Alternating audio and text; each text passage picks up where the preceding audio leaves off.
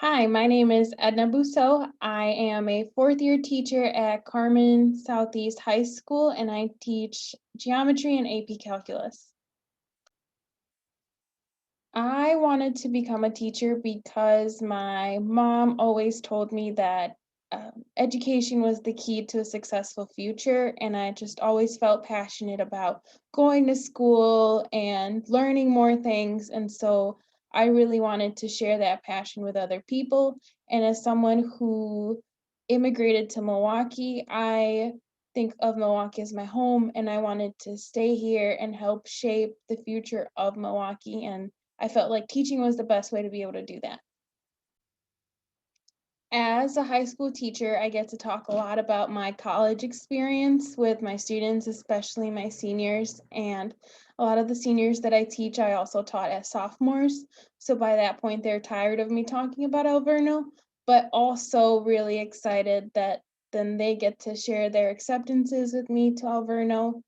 Um, I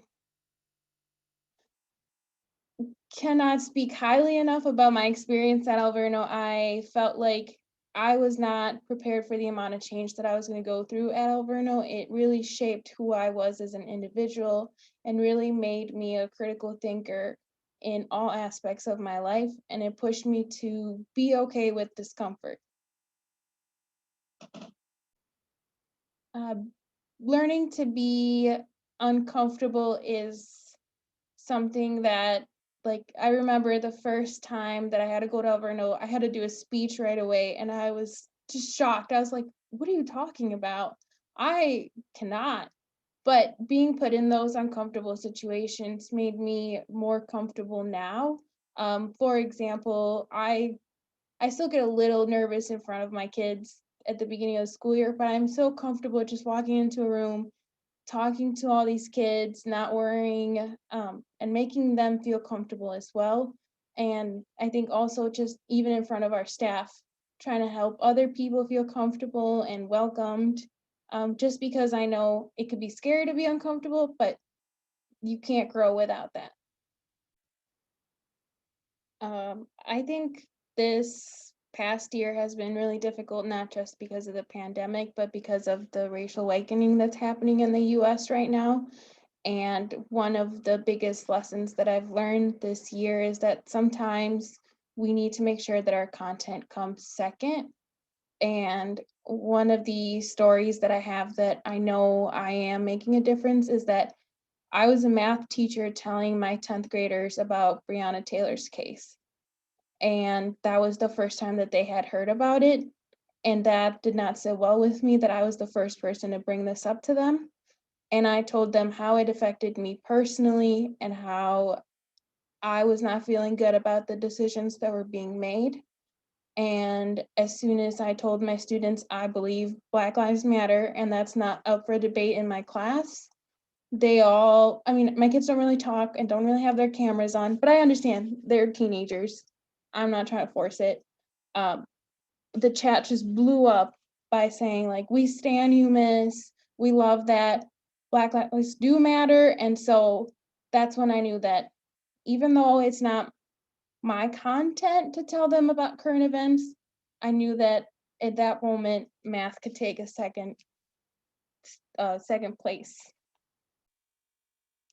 I think one of the biggest things that everyone in my school community would say is that I'm able to communicate effectively with all types of people. I talk differently to my coworkers than I do to my students, than I do to my administration, than I do to my parents. I'm also the first one to try to look for solutions when something arises. I am willing to look at stuff whole picture and empathize with all people. Me and my coach had a really long conversation yesterday, and we talked about how I'm able to empathize with administration right now and teachers. And so it's really something that not everyone necessarily has. And also just seeking feedback and not liking blanket statements without specific things that I need to improve on. and how that's often one of the things that I'm always asking for, but not always getting. Being a teacher is a very unique experience, and it's not something that you get results in right away. It's something that you have to commit to, and you have to commit to it for the long run. I had my first class of seniors who graduated last year.